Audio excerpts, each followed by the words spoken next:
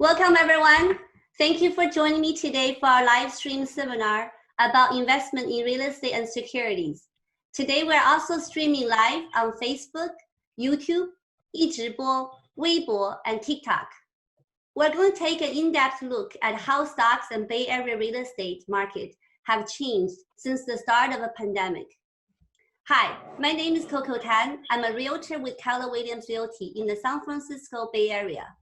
If you wish to receive the latest videos and seminar updates, please feel free to subscribe to my YouTube channel. I have a big QR code right here for the YouTube channel. Today's topic is a fresh perspective during COVID-19, stocks and Bay Area real estate. I would like to start with a few quotes as a reflection of today's real estate market during COVID-19. According to a monthly Google poll conducted by the California Association of Realtors in June 2020, market uncertainty has not curbed the optimism for home buying. On July 8th, California Association of Realtors gave a market update that California home sales exceeded pre-COVID levels and buyer demand remains strong. According to July 1st edition of California Association of Realtors California Coronavirus Weekly Recap, buyer demand seems to have rebounded, with mortgage applications up 18% from this time last year. And on June 4th, the Mercury News sub-headline reported that fewer homes for sale in April, but eager buyers push prices higher. As many of you know, I love real estate. I'm a big believer in real estate as good investment, and real estate is something you should always include in your investment portfolio. My style is more hands-on and involved. I like to be able to see what I am investing in.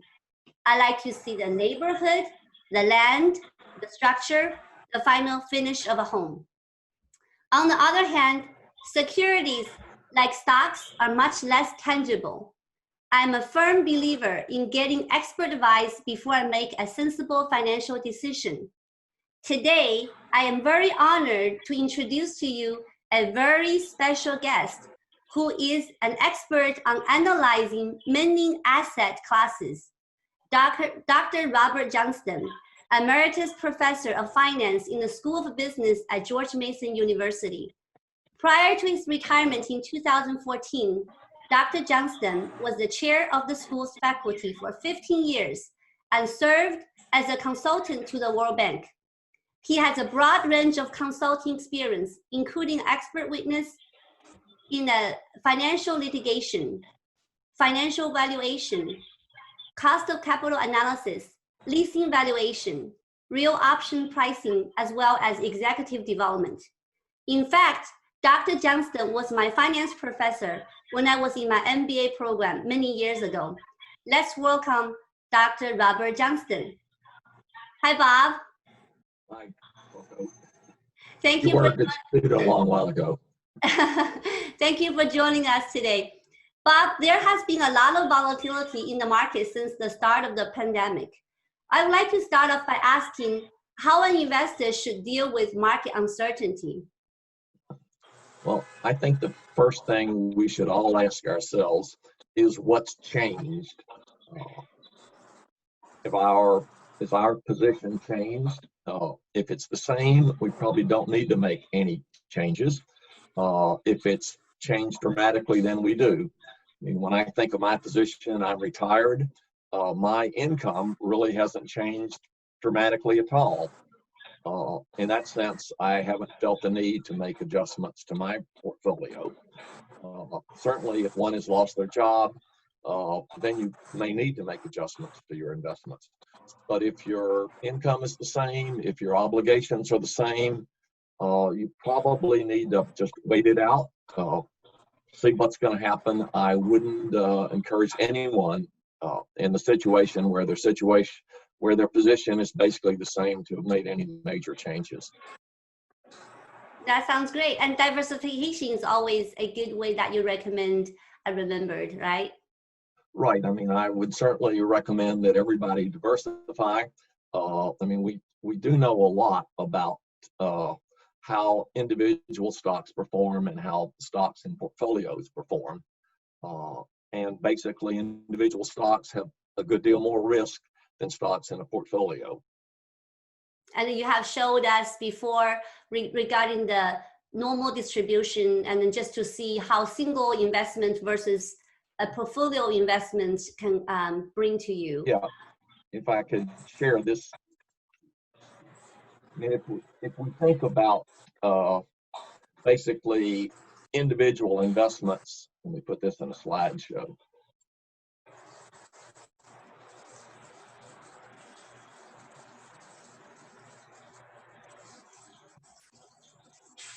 We think about individual investments. You're just going to buy one security.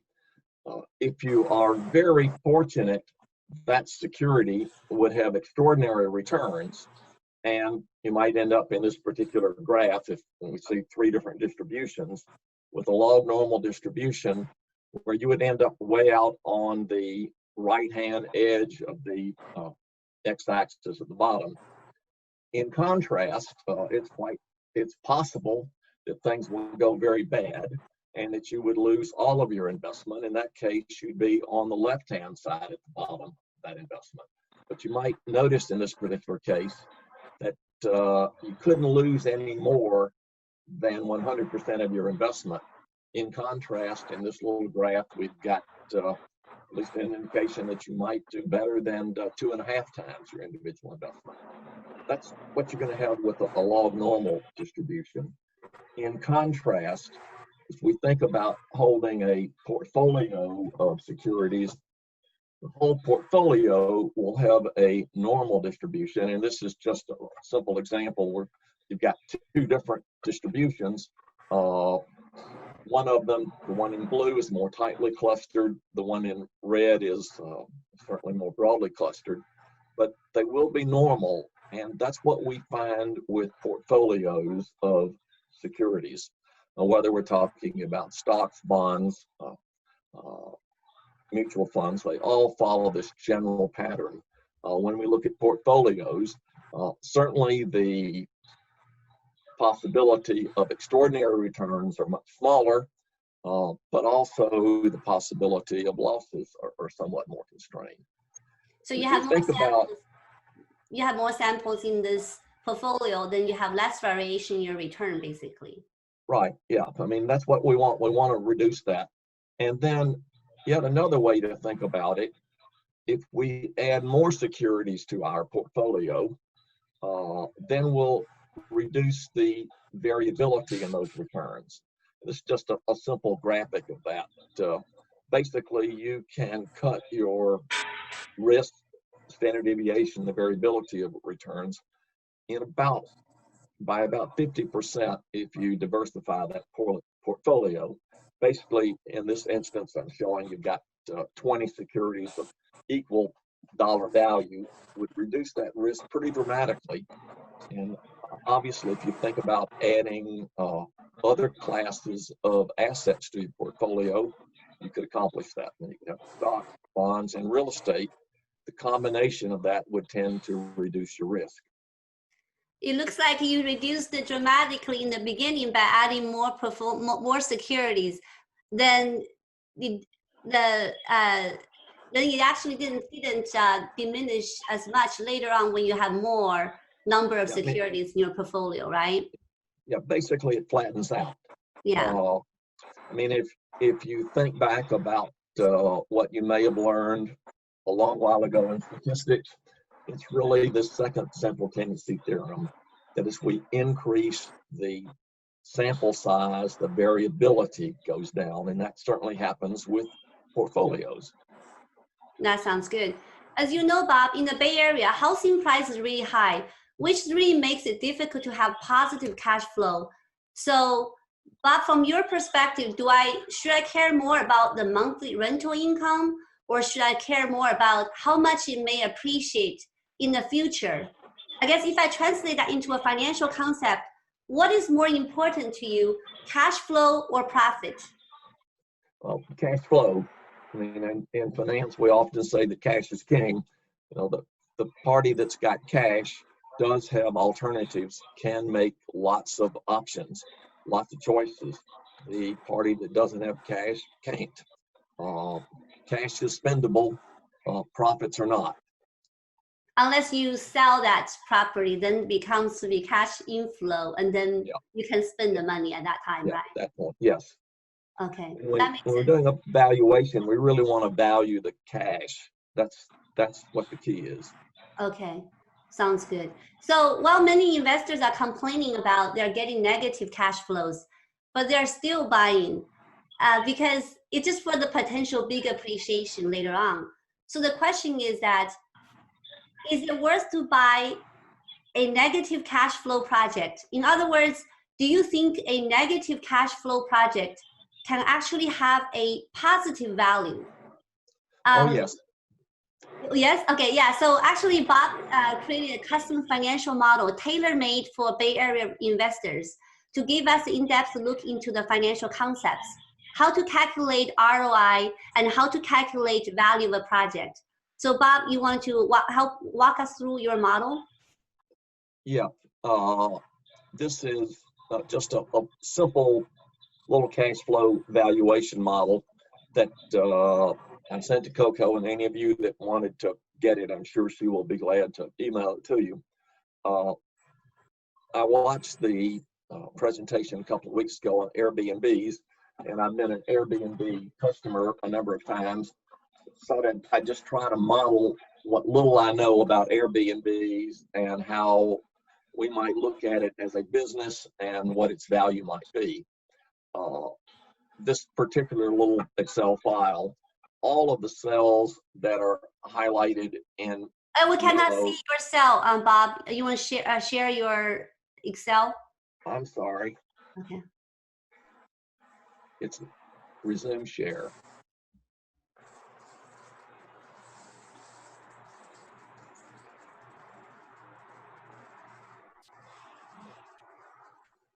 You seeing it now? No, right now I still see the diversification and risk. All right, let me.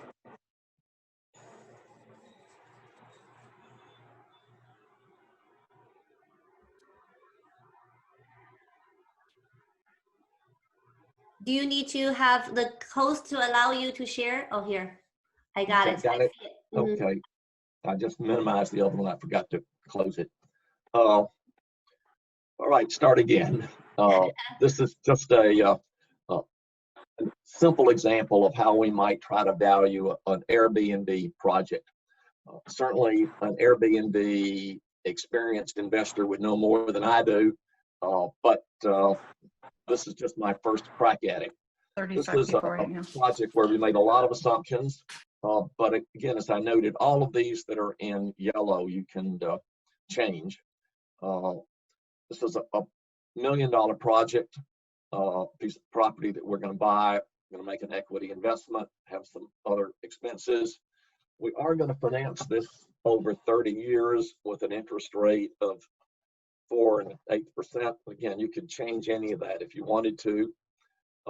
Importantly, we're assuming that we're going to be able to exit this investment at the end of 8 years, and that we're going to exit it at a multiple of 1.5 times what we paid for it.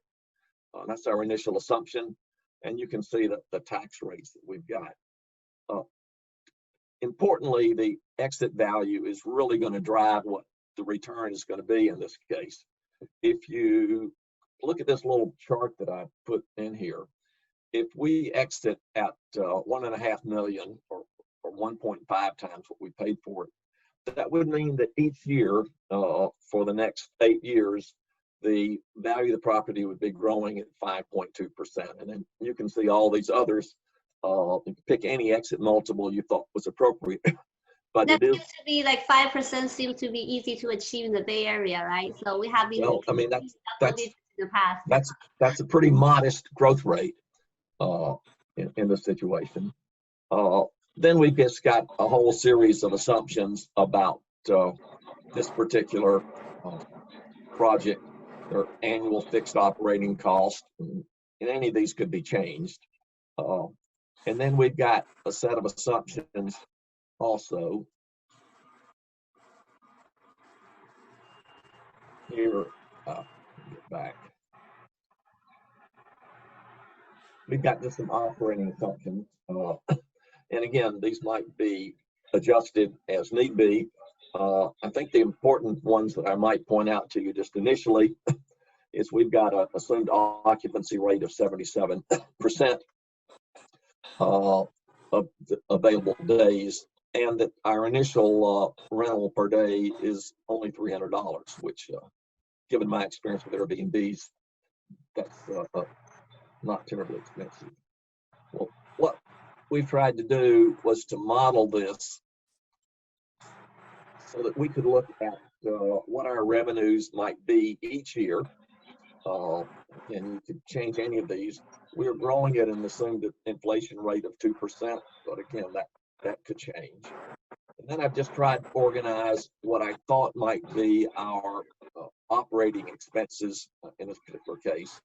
And we've got just a whole set of operating expenses for each year. Overall, pretty straightforward. And again, you could change any of those that you felt was necessary. But I do want to point out that we've got some non-cash expenses, and they're really going to be important in our analysis. You've got a depreciation expense on our property that's improved, and basically it's $450,000 of our total $1 million investment, and then some furnishings and fixtures. We're just writing those off as per depreciation rules, and I've got just a little worksheet that calculates those using Excel functions. Well, if we look at what's going to happen in our first year, we've got total operating expenses that are greater than our revenue. Okay. Well, from an accounting standpoint, that means that we've got a net operating loss in that first year. We've got an interest expense on our loan. Recognize that wouldn't be an operating, that'd be a financial expense. We've got net income before taxes, which is negative. We've assumed in this case that you're in this business of Airbnb, so you can enjoy a tax credit. You could use that credit against your other taxable income in this particular case. So you'd have net after tax income in this first year that's negative $25,000. As we look, it gets slightly less negative each year, but as we go all the way across to 8 years, it's never going to get to be positive. So we've got, in terms of net income after taxes, it's always negative. Think about it from a pure profit standpoint, you wouldn't even consider this particular project. Right, but with negative income, you I guess the only advantage is that you don't have to pay taxes. You get tax credit from this case, right? Yeah. But I mean, we're showing here net income after taxes is still negative, right? So I think this is also because you have a very big chunk of depreciation, which is the non-cash expenses, right? Yeah, we've got these are big non-cash expenses, but they are tax deductible expenses, so that's going to be important for us. Mm-hmm. If we come down and we think then about, hey, what happens to our project's cash flows? Well, initially we had to make an equity investment in the project. We had to do some furnishings and fixtures and pay some closing costs. So to make this thing start, we needed to commit $277,500. That's out the door, so to speak. Well, if we think then about the first year, we've got gross revenue that we earn in that first year, but instead of having a total operating expense of $87,213, we're really concerned about what our cash operating expenses are. And if we go back up here, the cash operating expenses, as you can see, don't include the non-cash ones. So they're only $48,771. Okay. So we're going to have net cash from operations of $32,000. We got a tax credit in this particular case of almost 11,000. We do have to make our loan payment, which includes interest and principal, but our cash flow in that first year is a negative 279. So that's quite different than our net income after taxes. And that's really the gist of what's happening here. We're interested in what our cash flow is going to be. Really, I've done this for each year. Till we get over here to the last year, we're going to sell our piece of property. We're going to pay off our loan. We will have some taxes on the gain from sale. We net all of that. Our cash flow in this particular case, it's going to be $725,703. Well, it's this set of cash flows that we really want to ask, what's our rate of return? How much did we earn on our investment? A lot of negatives, but one big benefit at the end. And when we calculate that, or I let Excel calculate this, it's 12.4%. And again, you can think of it just as a rate of return on your investment. Your investment, in fact, was the initial amount plus these negative cash flows, but a big inflow at the end. And that's all driven by what the value of the property is going to be at the end. You can also think about valuing this, just at your cap rate. If your cap rate was 10.5%, and again, that's just one that I assumed. Yeah, so speaking of that, maybe let me interrupt for a second. So I think Sure. a lot of people using ROI or cap rate interchangeably, but really doesn't, from your spreadsheet, from this financial concept, ROI is not cap rate. So ROI is your rate on your return on investment. Basically, you bring back the stream of cash flows, the future cash flows, you bring them back to the present net present value and calculate the rate on investment. But your cap rate is more like the rate that you require for your return. So you wanted to, how much you actually need to get in return for your investment. So your minimum requirement, it's like your opportunity cost. If I don't invest in this project, how much I can get from the other project. So that's your cap rate, right? Yeah. I mean, basically, we'd be saying that you have other alternatives that you expect to earn 10.5% on. So if I require 10.5%, what's my value of the project? Yeah. In that case, the value is $41,022. Which is positive. So as long as it's positive, it's a project that's worth going. Yeah. It's a project that's going to earn a higher return than the funds that you are willing to commit to it. And that's 41,000 already considered the cash outflow of 277,000 in the beginning, in the year one. It does, yeah. That makes sense, yeah. Okay. So I'm sure audience have a lot of questions we can save to the end. But so I want to point out the cap rate is really, it's like opportunity cost, and the ROI is like the return on investment. So when we value the project, you can value based on your cap rate, which is what you require for your investment. What's your opportunity cost? So your required rate of return. Based on that, you do your valuation of your project. That's correct. Yeah. And then probably you can play with the yellow cells, the assumptions. If you, like, for example, like in Bay Area, I think the increase has been more than 5% year to year. We have some statistics we can share with our audience at the end of the seminar. But based on that, so if based on your 9% annual growth, your multiple should be 2 instead of 1.5, correct? Yeah, so let's just change it to 2. Let me change it to 2. I mean, it's gonna change it'll change all of our calculations. We're gonna sell this property now for $2 million, and that would give us a return of 19%. And that seems to be really good return, right? It'd be very nice. Yeah, that's good. So Bob, you have something similar to stock investment. I think seems like you have so many assumptions for a real estate investment, but for stocks, probably not as many assumptions, I'm guessing.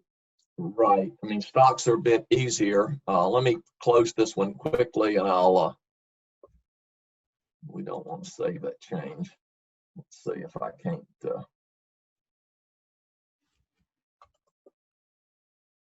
pop open another one here. So the stocks probably based on the prices that already happened in the past, and then you can calculate more your return on your stocks. Yeah.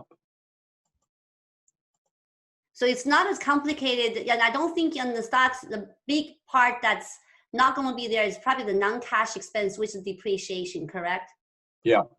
This is just a simple example of Boeing.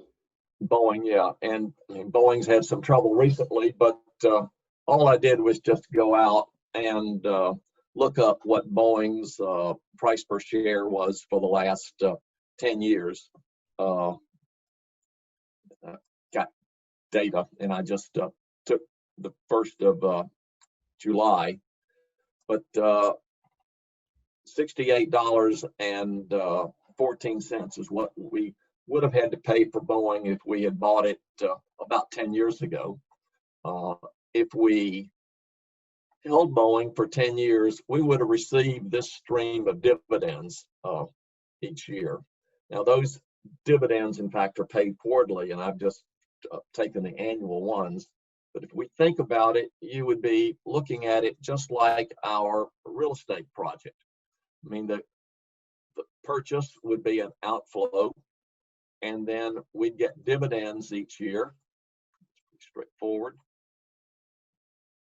And then at the end of the life of our investment, in this case, the end of June of this year, we would have sold it at the market price. So we'd have this series of cash flows.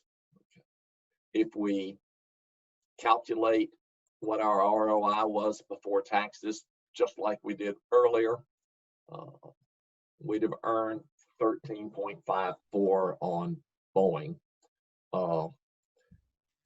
Assuming that we're having to pay taxes on Boeing, and I've just used the 15% rate, we'd have to net out the taxes that we paid, include the capital gains. Our cash flows would just be the inflow of the dividend minus the taxes. This last one, we just have the price, dividends, taxes. So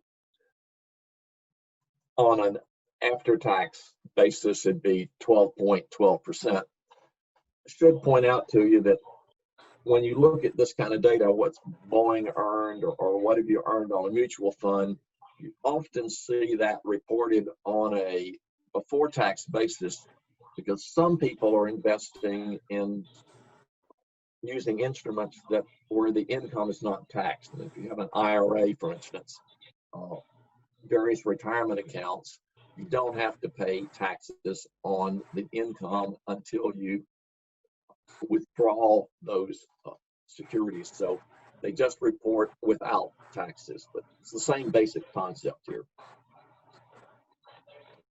Wow, that's great. We covered a lot of financial concepts today. I found that, I hope the audience, if you have any questions, you can start typing out and then we can get them addressed. I'm sure there are some terminologies we have been using for this seminar here. So I really found there are really no right or wrong answers to which type of investment is better than the other, real estate or stocks. So diversification is still a very important method for risk management. Evaluating your own financial situation and understanding your risk tolerance are a good foundation for investing. One thing is very important as a disclaimer. Please know that we're not registered investment advisors or investment brokers, dealers, and do not intend to tell or suggest which securities anyone should buy or sell. So please do not make any securities investment decisions based on anything discussed in this webinar. Professor Johnston and I are purely doing financial analysis from an academic perspective, and we're not making investment recommendations. So we have been streaming today on Facebook, YouTube, and other platforms today, and we have compiled some questions from our viewers. Fred, maybe you can help share some questions from the platforms. Yes, Coco, we actually have a question from Facebook. Go ahead, yeah. Yeah, it says, hi, Coco, we heard that duplex or multifamilies are good for cash flow, but bad for appreciation. Based on the model Professor Johnston just showed us, do you think duplex are good investments? Okay, and this is a great question. Duplex and multifamilies are actually very good for cash flows, and also the cost per door is less than single family homes. Historically, single family home actually has a higher rate of appreciation than multi-units. But over time, due to the high prices and affordability in the Bay Area, I found a very interesting scenario that is multi-families are opening up for primary home ownership. So buyers would buy a multi-unit, they would live in one unit and then will rent out the others. So it helps the buyer with paying for their mortgages. So they become to be enter into their primary home ownership market. Because of that, so multi-units also have very good appreciation right now. So I definitely think duplexes and multi-families are very good investments. I hope that answered the question. Any other questions, Fred? Yes. There's actually a question for Dr. Johnston. Says, what lessons have we learned about the downturn of 2009 for stock market? Okay, I would say that what I think we learned, or what I've learned anyway, was that the 2009 crash really was a failure of our financial institutions. I think it certainly began in the mortgage market when we had some pretty lax underwriting standards for mortgages. You know, when you think back about no-doc loans, liar loans, and if you were an underwriter, it seems to me you had to be pretty naive to think that somebody that would not provide you information on what their income was necessarily going to be able to meet all the obligations of a mortgage. Got complicated and made a bit worse by the fact that instead of having the traditional parties of Fannie Mae and Freddie Mac buying these mortgages, which did have some more rigorous underwriting standards, we ended up with private firms acquiring the mortgages, packaging them, selling them to Wall Street firms that then went out and purchased some default credit risk insurance, bought those from some insurance companies that didn't do a very good job in analyzing the risk and went broke. Ultimately, the system failed. It was a financial failure, not like the pandemic. Just folks were greedy, and the regulation was not as rigorous as it probably should have been. Speaking of that, I want to just kind of tag on that as well. During the COVID-19, especially during the months of March and April when we had lockdown and then people were very worried about the market, a lot of people asked me, are we going to going to experience the same thing as 2009 real estate market? So the answer I really personally think is no, just because like what Professor Johnston, Bob, you said, it's basically because the subprime loans, you know, the people who are not qualified, they got into the housing market. So right now, at least back in March and April, the reason we had a downturn, we had a little slowdown for the real estate market is because of uncertainty, has nothing to do with the financial crisis. So that's why I think the two things are very different. And that's probably why right now the market is actually getting so strong for the buyers, for the sellers, I guess, it comes to the sellers market again in the Bay Area. Yeah, I would agree with you. Yeah, there's a question on Zoom for Bob.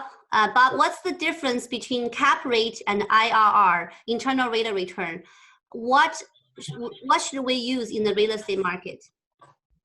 Well, IRR is the interest rate that makes the present value of the benefits equal to the present value of the cost. Okay. Cap rate is your opportunity cost of capital. It's independent of the project, whereas IRR, the rate of return on your investment, is a function of the cash flows on the project. So just like earlier, we bring back the string of cash flows to the net present value and calculate the ROI versus cap rate, you define it. I can say my cap rate is 8%. As long as I can get 8% for the project, I'm happy. That's my required rate of return. You define a rate for your cap rate. And then based on that rate, based on that cap rate, the rate that you define for yourself, we calculate whether the project is positive or negative. We calculate the value of the project. That's what the difference is. Yes. Does that answer your question, Jerry? I mean, yeah.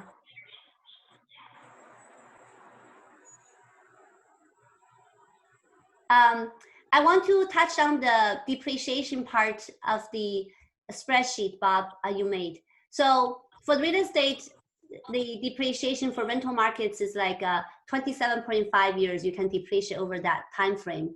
But for furniture and fixtures, it's 7 years. So that's how you depreciate the furniture and fixture on your spreadsheet. I think there is also a new accounting method to help investors to write off quickly to help with the tax savings. So I think I have a CPA online. Bing, are you online here right now?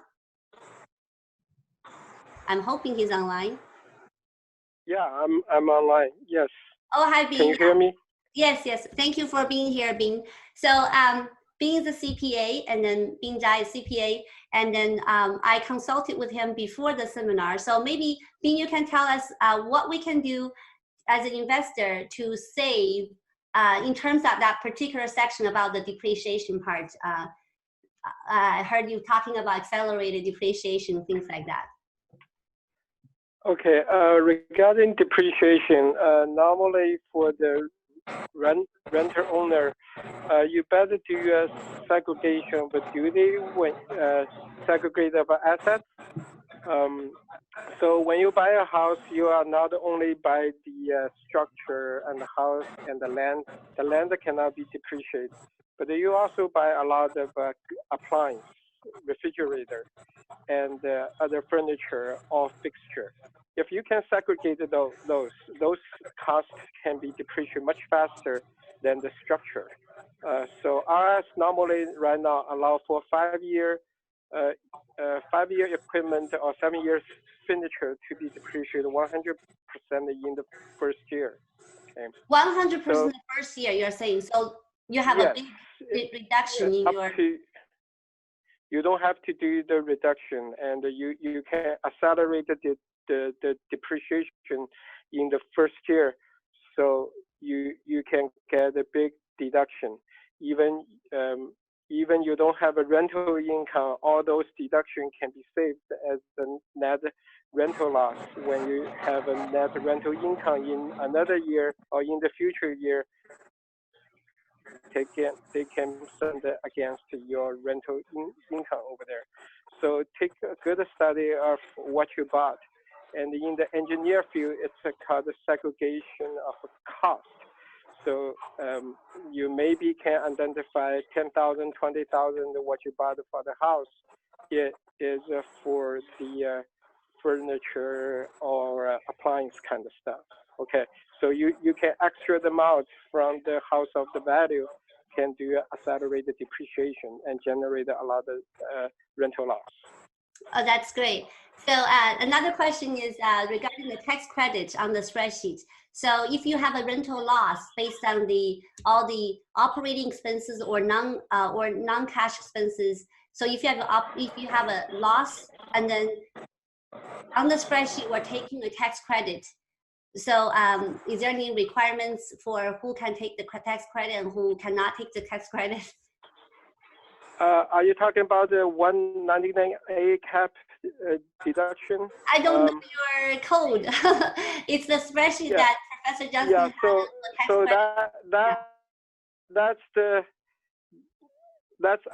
it's a little complicated, but I just touch a little bit and maybe spend 2 minutes. That's the new tax deduction from the IRS code, which is called the 1099A capital A section deduction. This is inserted by the Trump administration into the tax code and approved by the Congress in the end of 2017.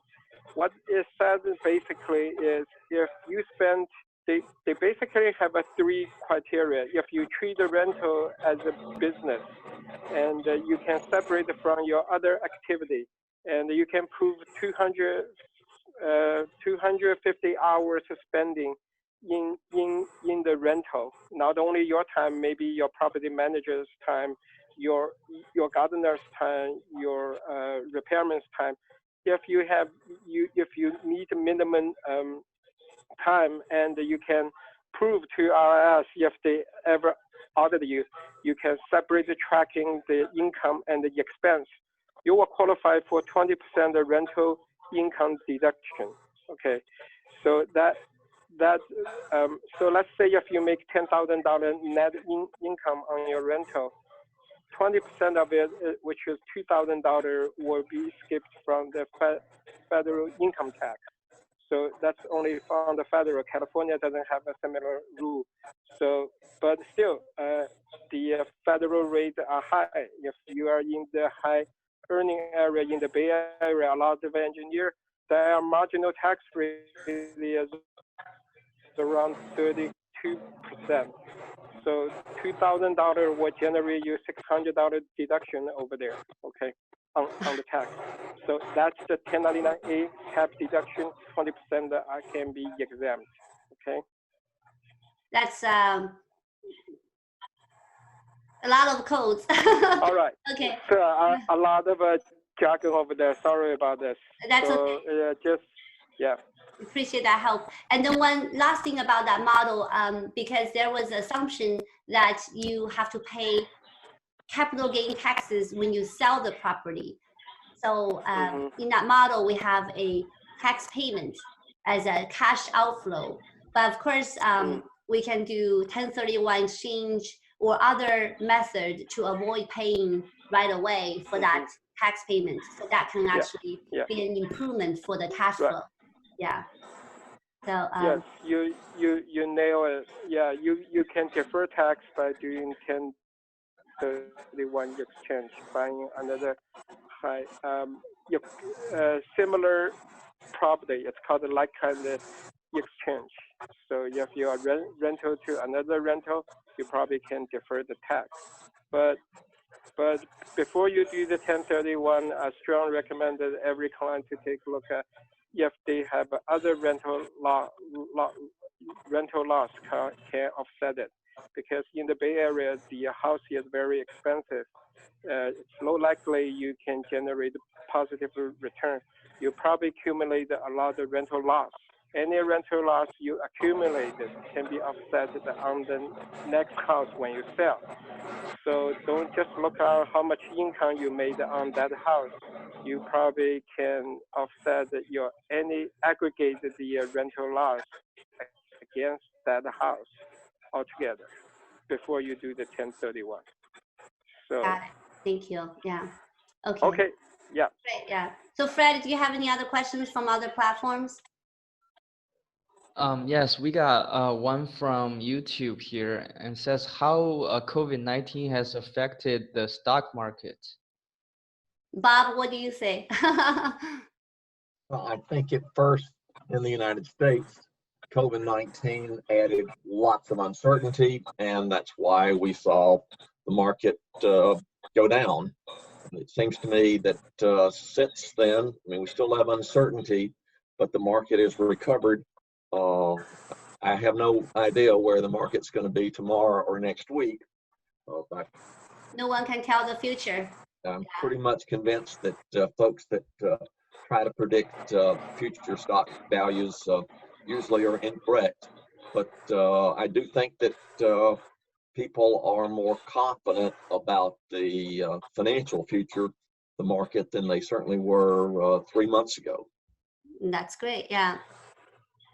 Yeah, same thing I think for real estate market also. During the lockdown, people are very uncertain, but then shortly after, business back to be open again, and they kind of like getting used to what's going on, even though we haven't really conquered the virus yet, but the confidence came back. So I think it's about the certainty or versus uncertainty will really drive up the market or drive down the market. Yeah.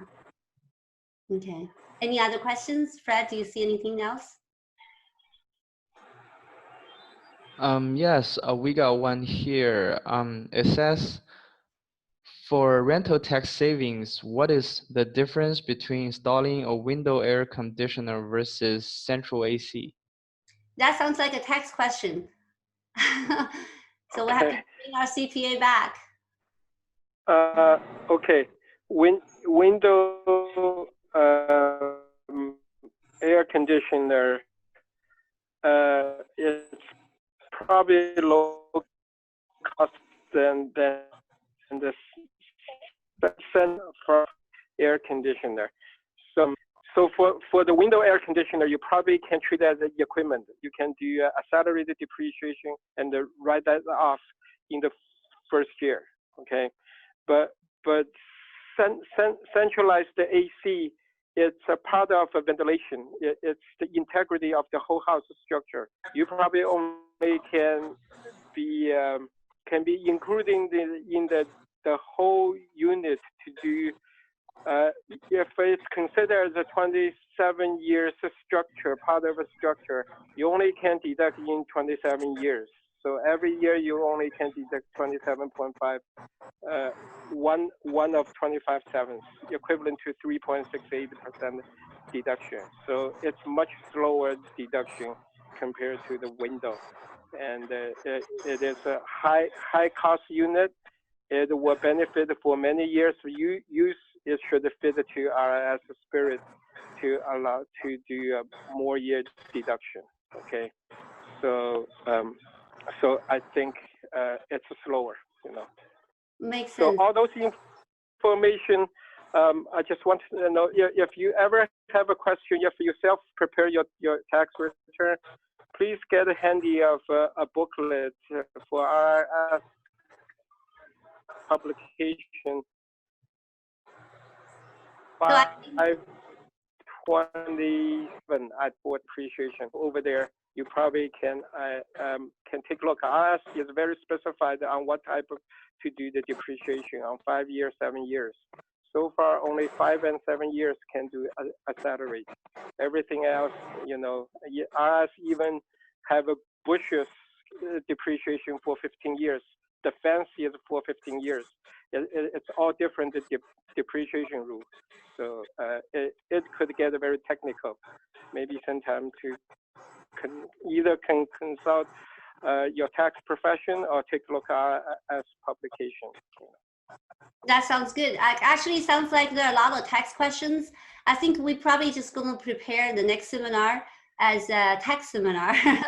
Just maybe talk about the different various tax savings, okay. tax savings or 1031 exchange. So we can plan for that maybe in 2 weeks or so. Then we can bring back our CPA. Sure. Okay. Yeah. Okay. Thank you. So, yeah. Thank you. So I think any other questions? I think this is a good discussion. You know, and I know we've covered a lot of financial concepts today. It's really just help us understand how the ROI works, and then so that we really understand not only the cash flow but also the appreciation, or the both cash flow and appreciation can actually work into this ROI model. So that's why we're not just simply looking at one side of the formula. Then we can generate an ROI calculation. So hope this will help with our investors' decision going forward. So if you have any questions, you can definitely email me or WeChat me if you have my WeChat, or you can leave a message with us, and we will try to, if you have any topics you wish to hear, we'll try to cover next time as well. Thank you very much, everybody. I think that's all for today. Appreciate your participation, and then we'll see you in 2 weeks. Okay, great. Thank you. Thank you, Bob, for joining me. It's late for you, and then enjoy your evening. Bye-bye now.